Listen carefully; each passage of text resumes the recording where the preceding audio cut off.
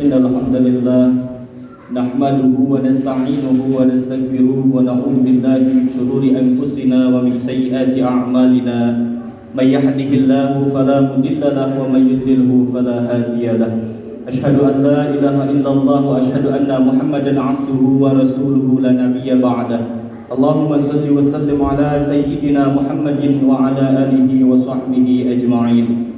Ya ayyuhan nas ittaqullaha haqqa tuqatih wa la tamutunna illa wa antum muslimun. Faqala ta'ala a'udzu billahi minasy syaithanir rajim.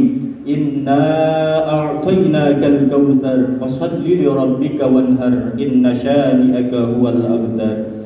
Hadirin sidang Jumat rahimakumullah, marilah kita panjatkan puja puji syukur kita kehadirat Allah Subhanahu wa taala atas nikmat yang telah diberikan kepada kita semua. Salawat serta salam selalu tercurahkan kepada junjungan alam Nabi besar kita Muhammad sallallahu alaihi wasallam. Dan tak lupa pula khatib berwasiat khususnya kepada diri khatib pribadi dan umumnya kepada jamaah sekalian. Marilah kita tingkatkan keimanan dan ketakwaan kita kepada Allah Subhanahu wa taala. Ma'asyiral muslimin sidang Jumat rahimakumullah. Alhamdulillah, pada kesempatan yang berbahagia ini kita berada di dalam dua kemuliaan.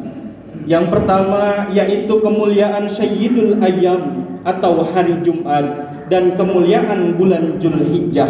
Salah satu dari 4 bulan yang mulia, yang 10 hari pertamanya merupakan hari-hari terbaik untuk beramal soleh. Ma min ayyamin al-a'malu sholih fiha ahabbu ilallah min hadhihi ayyam.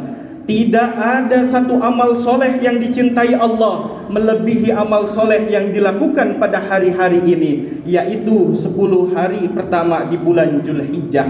Hadis riwayat Abu Daud.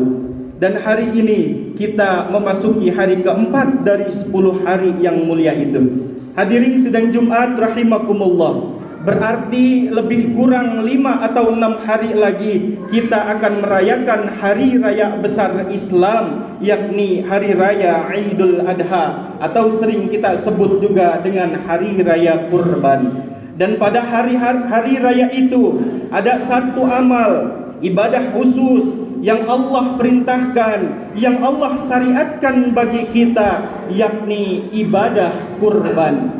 Ada banyak sekali hikmah dan keutamaan dari ibadah kurban ini. Di antaranya, yang pertama, ibadah kurban merupakan bukti syukur kepada Allah Subhanahu wa taala. Dalam surat yang paling pendek dalam Al-Quran, Allah menyebutkan, Inna a'tainakal kautsar fashalli li rabbika wanhar. Sungguh kami telah berikan nikmat kepada kalian yang sangat banyak. Jikalau kita menghitung-hitung nikmat yang Allah berikan, maka tidaklah sanggup kita menghitungnya. Maka dirikanlah solat karena Tuhanmu dan berkurbanlah.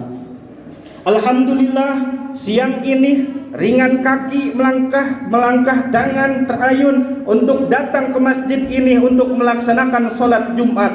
Salah satu bentuk ungkapan rasa syukur kita kepada Allah Subhanahu wa taala. Namun belum cukup hanya dengan sekedar solat Jumat, solat fardu dan solat-solat sunnah lainnya, tapi Allah juga perintahkan dalam surat Al-Kautsar tersebut kita untuk melaksanakan kurban sebagai ungkapan syukur kepadanya atas segala nikmatnya, terutama nikmat harta yang telah Allah cukupkan dan Allah berikan. Maka sampai di tanggal 4 Zulhijjah ini, sudahkah kita daftarkan diri kepada panitia? Sudahkah kita sisihkan harta itu untuk melaksanakan ibadah kurban ini?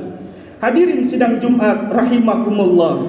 Adapun hikmah kurban yang kedua, kurban merupakan bukti iman dan kepatuhan serta ketaatan kita kepada Allah Subhanahu wa taala. Kurban mengajarkan keikhlasan, kepatuhan dan ketaatan dalam menjalankan perintah Allah sebagaimana yang dicontohkan oleh Nabi Ibrahim alaihi wassalam. sanggup memberikan dan mengorbankan harta yang paling berharga dan ia sayangi. Ia rela mengorbankan anaknya Ismail alaihi wassalam sebagai bentuk ketaatan kepada Allah Subhanahu wa taala.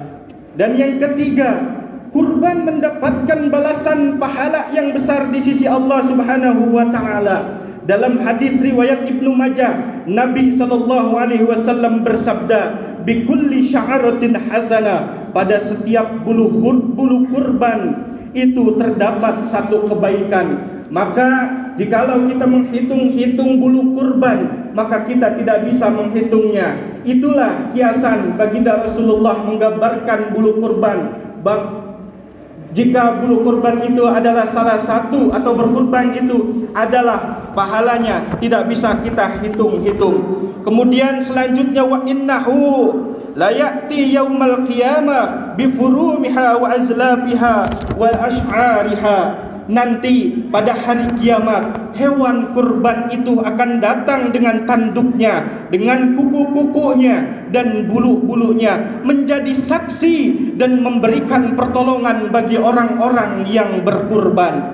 Dan ketika hewan itu disembelih, sebelum darahnya menetes ke tanah, maka ridha Allah sudah terlebih dahulu sampai untuk orang-orang yang berkurban. Ampunan Allah atas kesalahan dan dosa-dosanya yang telah lalu sampai untuk orang-orang yang berkurban. Maka berbahagialah orang-orang yang sudah ikut berkurban tahun ini, dan merugilah orang-orang yang masih menunda untuk berkurban, karena tak ada yang bisa menjamin apakah kita masih hidup tahun depan dan bertemu lagi dengan Idul Adha. Bagi yang belum padahal sudah mampu, maka ingatlah peringatan dari Nabi, man wajada sa'atan falam yudhi fala yakrabanna musallan. Siapa